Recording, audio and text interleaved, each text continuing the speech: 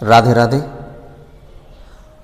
आज अपन स्टार्ट करते हैं केमिस्ट्री का एक इंपॉर्टेंट चैप्टर सरफेस केमिस्ट्री।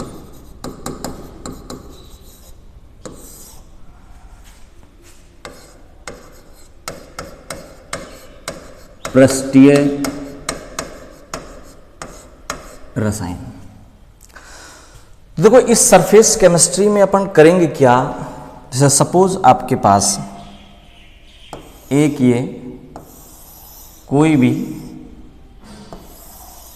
ठोस पदार्थ है, ठीक है, या फिर आपके पास मान लीजिए ये लिक्विड है। तो ये जो ठोस और ये जो लिक्विड है, ठीक है, अपन क्या करेंगे, इसके पृष्ठ पर जो भी अभिक्रिया होंगी उन सभी की स्टडी करेंगे। किसकी स्टडी करेंगे, दोबारा सुने एक बार।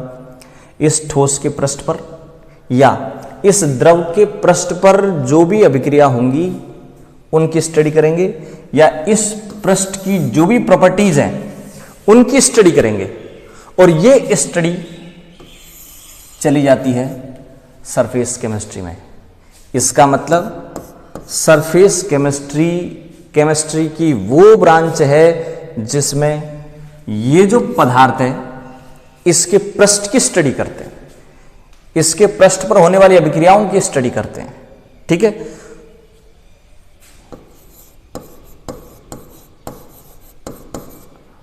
सरफेस या पृष्ठ। देखो, मैं यहां पर कुछ टर्मिनोलॉजी या शब्दावली बता रहा हूं, ठीक है। और पहली जो टर्म है जो इसमें सरफेस केमिस्ट्री में काम आएगी, वो पहली टर्म है आपके पास सरफेस या पृष्ठ। तो सरफेस या पृष्ठ होता क्या है, देखो एक एक टर्म्स की बात करेंगे अपन। पहली टर्म आ गई आपके पास सरफेस। तो टर्म सरफेस क्या है कि ये आपके पास जो ठोस पदार्थ है, इस ठोस पदार्थ की ये ऊपर की जो सतह है, ये ऊपर की सतह सरफेस कहलाएगी, ठीक है। दोबारा सुन लें, सरफेस क्या होगी, ये जो ऊपर की सतह है, ये ऊपर की सतह सरफेस कहलाएगी। किसी भी पदार्थ की ऊपर की सतह सरफेस कहलाएगी। दूसरी बात करें अपन, दूसरी जो टर्म है वो है पृष्ठीय रसायन।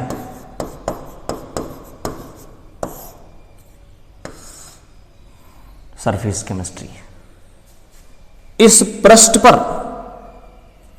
इस पदार्थ के ऊपर की सतह ये पृष्ठ कहलाएगी, और इस पृष्ठ पर जो भी अभिक्रिया होंगी, इस पृष्ठ के गुण, इन सब की स्टडी केमिस्ट्री की जिस ब्रांच में करते हैं वो पृष्ठीय रसायन। दो टर्म आ गई, सरफेस मींस ऊपर की सतह, पृष्ठीय रसायन इस ऊपर की सतह पर होने वाली अभिक्रिया की स्टडी जिस ब्रांच में करेंगे वो सरफेस केमिस्ट्री, ठीक है। दो आपके पास टर्म्स आ गई, एक सरफेस और एक पृष्ठीय रसायन। इसके बाद अपन तीसरी टर्म की बात करते हैं,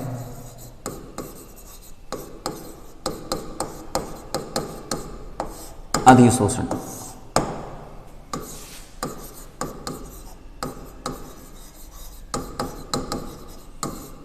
एडसॉर्प्शन। अब अधिशोषण क्या होता है उस चीज को ध्यान से समझें। बहुत ज्यादा भाग इसका इसी चीज का है। देखें भाई, ये आपके पास मान लीजिए कोई पदार्थ है, ठीक है। अब ये जो पदार्थ है, ये उसके ऊपर का जो भाग है, ऊपर का भाग क्या कहलाएगा, ऊपर की सतह क्या कहलाएगी, पृष्ठ। इसके ऊपर यहां पर किसी गैस या द्रव के मॉलिक्यूल्स हैं, अणु हैं। अगर ये गैस या द्रव के अणु आकर के इस पृष्ठ पर बैठ जाएं,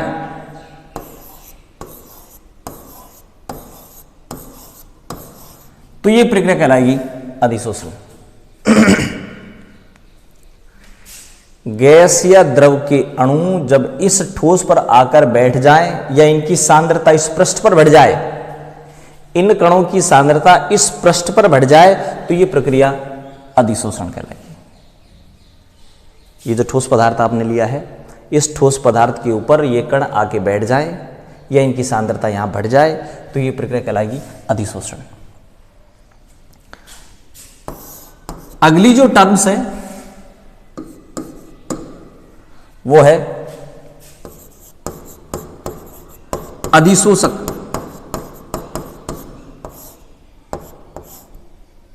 अधिशोषक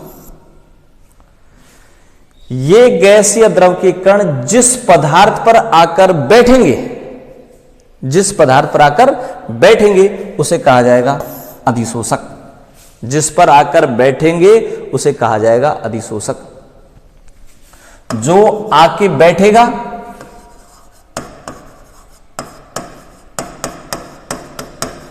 अधिशोष्य।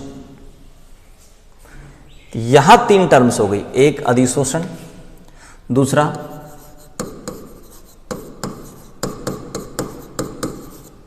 अधिशोषक, एक अधिशोष्य।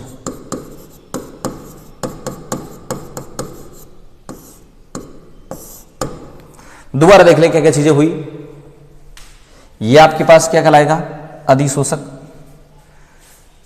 जैसे मान लीजिए ये चारकोल है,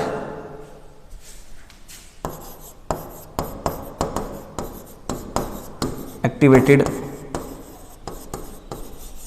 चारकोल, कार्बन का पररूप है चारकोल।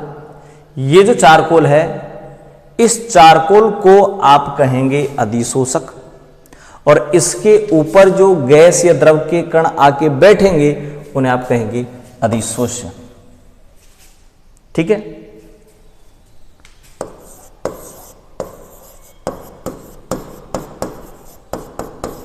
अंतरापृष्ठ, इंटरफेस। अंतरापृष्ठ क्या होगा, देखो ये भी एक सतह है इस ठोस पदार्थ की, ये भी सतह है और ये भी सतह है, लेकिन जिस सतह पर अधिशोषण होता है ना, उसे आप अंतरापृष्ठ कहेंगे, इंटरफेस। तो इंटरफेस या अंतरापृष्ठ उस सतह को कहा जाएगा जिस पर अधिशोषण होता है। ठीक है। तो दोबारा ध्यान से देख लें एक बार वापस। ये एक ठोस पदार्थ था, इसके ऊपर द्रव या गैस के अणु आके बैठ गए, ये प्रक्रिया कहलाएगी अधिशोषण। जिसके ऊपर बैठेंगे वो कहलाएगा अधिशोषक, जो आके बैठेगा उसे कहा जाएगा अधिशोष्य। ठीक है। और जिस पृष्ठ पर अधिशोषण की प्रक्रिया होती है उस पृष्ठ को आप कहेंगे अंतरापृष्ठ। तो ये टोटल आपके पास 6 टर्म्स हो गई। पहली टर्म्स थी सरफेस, ये ऊपर की सतह। ठीक है, सरफेस। दूसरी टर्म्स आपके पास आई सरफेस केमिस्ट्री। इस पृष्ठ की स्टडी की जाए, पृष्ठ पर होने वाली अभिक्रियाओं की स्टडी की जाए, पृष्ठ के गुणों की स्टडी की जाए, वो कहलाएगी सरफेस केमिस्ट्री। अधिशोषण, इस ठोस पदार्थ या द्रव पदार्थ के इस पृष्ठ के ऊपर द्रव या गैस के अणु आकर बैठ जाए, यह प्रक्रिया कहलाएगी अधिशोषण। जो आके बैठेगा अधिशोष्य, जिस पर बैठेगा अधिशोषक। तो ये तो हो गया भाई अधिशोषक, ये हो गया अधिशोष्य, ये हो गया इंटरफेस। ये वाला जो एरिया है ये वाला हो गया अंतरापृष्ठ। ठीक है, अधिशोषक, अधिशोष्य, अंतरापृष्ठ। ठीक है, आगे चलते हैं। देखो अपन अब एक चीज और ध्यान रखना, ये तो था अधिशोषण। अब 2 चीज, एक आपके पास होता है अधिशोषण और एक होता है आपके पास अवशोषण। अधिशोषण और अवशोषण दोनों में क्या डिफरेंस है वो समझें आप। अधिशोषण का मीन्स तो क्या होता है, ये आपके पास एक अधिशोषक है जिसके ऊपर द्रव या गैस के कण आकर के बैठेंगे। अगर मान लीजिए वो द्रव या गैस के कण आकर के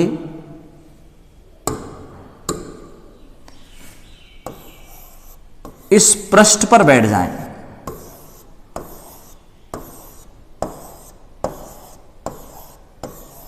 केवल कहां के बैठे, पृष्ठ पर, तो यह प्रक्रिया कहलाएगी अधिशोषण।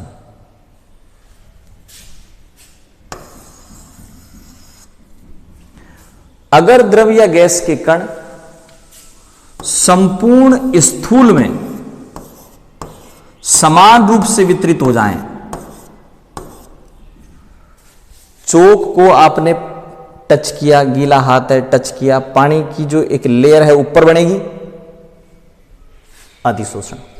चोक को पानी में पटक दिया, पानी अंदर तक चला गया, अवशोषण। तो अगर मान लीजिए द्रव या गैस के कण संपूर्ण स्थूल में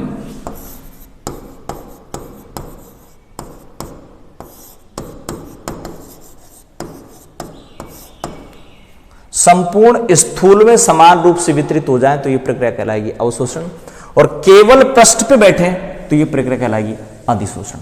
तो दो प्रक्रिया हुई आपके पास, एक अधिशोषण, एक अवशोषण। तो ये कहां होती है, संपूर्ण स्थूल में।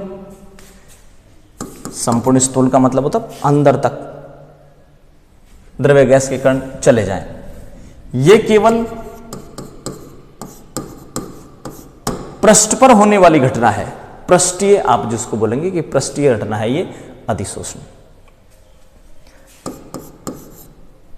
स्टार्टिंग में अधिशोषण तेजी से होता है क्योंकि पूरा एरिया खाली है, स्टार्टिंग में तेजी से आकर के बैठते हैं, उसके बाद में इसमें धीरे धीरे धीरे धीरे धीरे बैठना चालू रहेगा।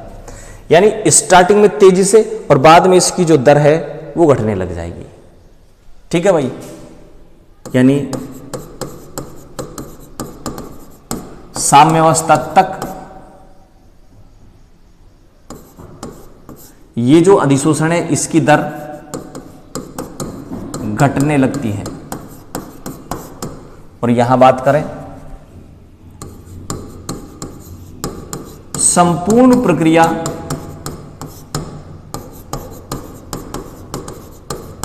समान वेग से चलती रहती है।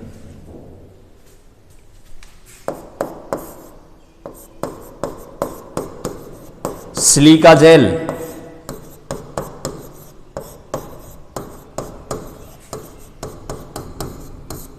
जल वाष्प का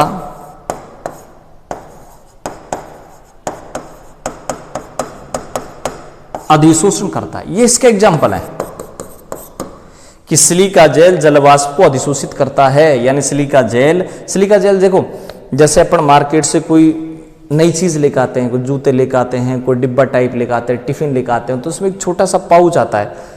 जो पाउच क्या करता है कि उस डिब्बे में, शूज में, जूते में नमी को एब्जॉर्ब कर लेता है। तो सिलिका जेल क्या करता है, नमी या जलवाष्प को अधिशोषित कर लेता है, जिसके कारण क्या है उस जूते में बदबू नहीं होती। तो इसलिए सिलिका जेल डाल के रखते हैं वहां। शुष्क CaCl2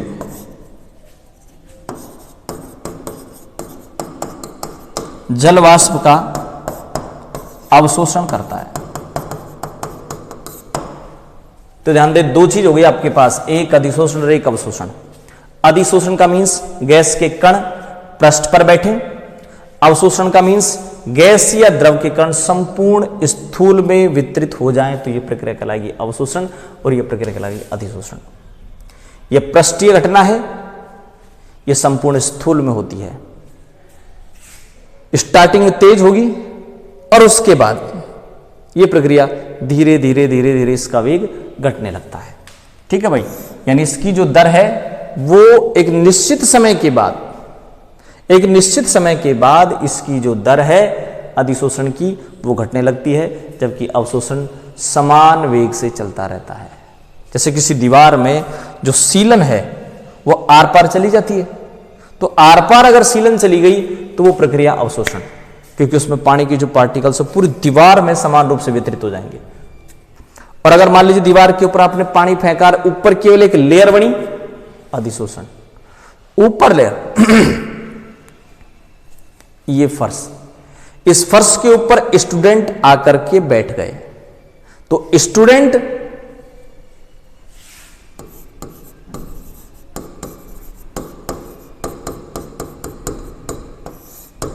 अधिशोष्य, ये फर्श अधिशोषक, ऐसे समझे आप। ठीक है, तो इसके ऊपर कण बैठ रहे हैं, अंदर तक नहीं जा रहे, केवल पृष्ठ पर बैठ रहे हैं। तो पृष्ठ पर बैठ जाए तो अधिशोषण, और अंदर तक घुस जाए अवशोषण। ठीक है, तो ये हो गया आपके पास अधिशोषण और अवशोषण। और एक यहां पर टर्म और होती है,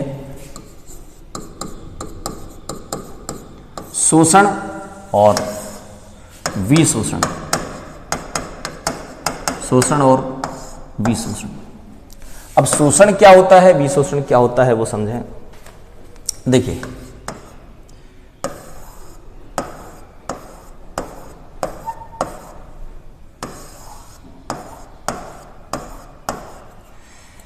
ये जो प्रक्रिया है, ये प्रक्रिया तो है भाई अधिशोषण, यानी कण केवल पृष्ठ पर बैठ रहे हैं।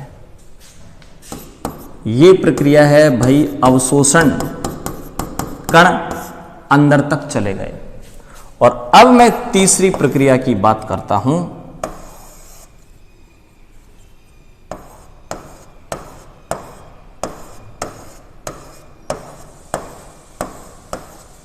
ये कहलाएगी शोषण। मीन्स अधिशोषण और अवशोषण दोनों हो गए इसमें। यानी यदि मान लीजिए अधिशोषण और अवशोषण दोनों एक साथ हो जाते हैं तो वो प्रक्रिया कहलाएगी शोषण। तो अब यहां तीन चीज हो गई, पृष्ठ पर पार्टिकल बैठ जाएं अधिशोषण, अंदर तक घुस जाएं अवशोषण, और दोनों एक साथ हो जाएं शोषण। ठीक है,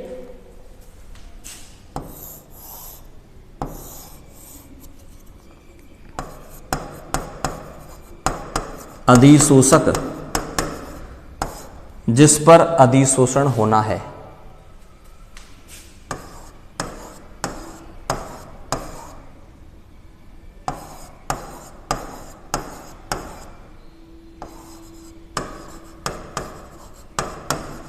अधिशोष्य जिसका अधिशोषण होता है, यानी जो बैठते हैं। और ये पूरी प्रक्रिया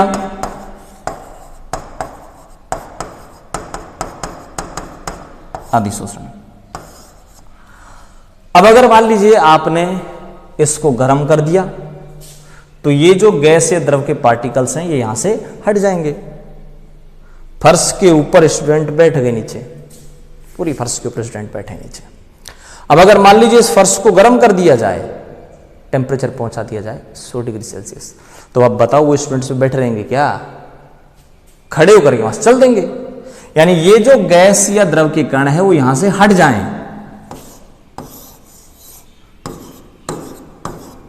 ये लो, हट गए।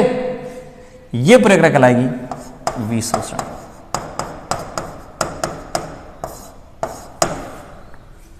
ठीक है, यानी ये जो अधिशोष्य हैं, इन अधिशोष्य का अधिशोषक से हटना, गैस या द्रव के कणों का अधिशोषक पे से हटना क्या कहलाएगा? प्रक्रिया विशोषण। तो आपके पास एक हो गया शोषण, एक हो गया विशोषण। तो क्या क्या चीजें पढ़ी आपने? यहां जो टर्म्स पढ़ी है वो पढ़ी है सरफेस, ऊपर का पृष्ठ, सरफेस केमिस्ट्री, ऊपर के पृष्ठ के गुणों की स्टडी, सरफेस केमिस्ट्री। आपने पढ़ा अधिशोषण, गैस के कणों का इस ठोस या द्रव के ऊपर बैठना, अधिशोषण। जिसके ऊपर बैठेंगे अधिशोषक, जो बैठेगा अधिशोष्य। केवल पृष्ठ पर कण बैठे हैं अधिशोषण, संपूर्ण स्थूल में वितरित हो जाए अवशोषण। दोनों प्रक्रिया एक साथ शोषण। ये पार्टिकल्स यहां से हट जाएं विशोषण। ठीक है। सरफेस केमिस्ट्री में किसी भी सरफेस के ऊपर गैस या लिक्विड के जो मॉलिक्यूल्स हैं वो बैठते हैं, और इन सब की स्टडी ही अपन सरफेस केमिस्ट्री में करते हैं। और जिस सरफेस के ऊपर बैठते हैं गैस या लिक्विड के पार्टिकल, एक लिक्विड दिखाया गया है। इस लिक्विड में देखिए जो पार्टिकल्स बिल्कुल अंदर है वो तो अपने चारों तरफ अन्य कणों से अट्रैक्ट रहता है, और जो सरफेस का पार्टिकल है वो अपने अगल बगल में और नीचे तो अट्रैक्ट रहता है, लेकिन ऊपर की तरफ इसका अट्रैक्शन फ्री रहता है। ये देखिए जो पार्टिकल्स है अंदर वाला वो चारों तरफ अट्रैक्ट है, जबकि सरफेस का जो पार्टिकल है वो नीचे की तरफ तो अट्रैक्ट है, लेकिन ऊपर की तरफ कोई पार्टिकल नहीं होने के कारण ऊपर की तरफ इसका जो अट्रैक्शन है वो फ्री है, और इसे आप बोलेंगे फ्री वैलेंसी। और इसी फ्री वैलेंसी के कारण ये दूसरे गैस के या लिक्विड के पार्टिकल को अपनी तरफ खींचेगा। ये एक सॉलिड दिखाया गया है। इस सॉलिड में देखो सरफेस का पार्टिकल अगल बगल में नीचे की तरफ तो अट्रैक्ट है, लेकिन ऊपर की तरफ अट्रैक्शन इसका फ्री है, जिसे आप फ्री वैलेंसी बोलेंगे। ये चारकोल है। गैस या लिक्विड के मॉलिक्यूल्स अगर इसके ऊपर जमा हो जाते हैं तो आप इसे एडसॉर्प्शन बोलेंगे। ये जमा हो रहे हैं गैस या लिक्विड के मॉलिक्यूल्स चारकोल के ऊपर। लिक्विड है, लिक्विड के ऊपर भी अगर किसी गैस के मॉलिक्यूल्स जमा हो जाते हैं तो ये भी एडसॉर्प्शन का एग्जांपल होगा।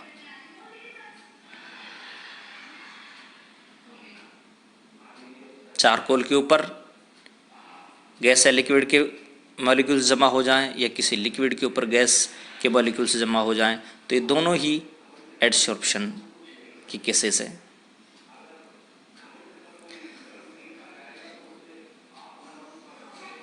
एडसॉर्प्शन में होता क्या है कि एक तो होता है एडसॉर्बेंट, जिसके ऊपर गैस या लिक्विड के मॉलिक्यूल बैठेंगे, और गैस या लिक्विड के मॉलिक्यूल जो बैठेंगे उन्हें कहा जाएगा एडसॉर्बेट।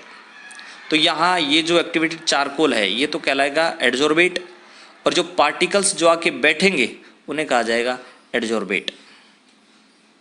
अब ये जो पार्टिकल्स जो जमा थे, कंसंट्रेटेड थे, ये अगर यहाँ से हट जाए तो इसे आप बोलेंगे डिसॉर्प्शन। आप चारकोल को गर्म कर दें या प्रेशर कम कर दें तो पार्टिकल्स वहाँ से हट जाएंगे। ये निकिल पीडी पीटी है जिसके ऊपर हाइड्रोजन गैस आकर के जमा हो गई। एडसॉर्प्शन के एग्जाम्पल हैं। आप निकिल पीडी के ऊपर हाइड्रोजन गैस एब्जॉर्ब करते हैं,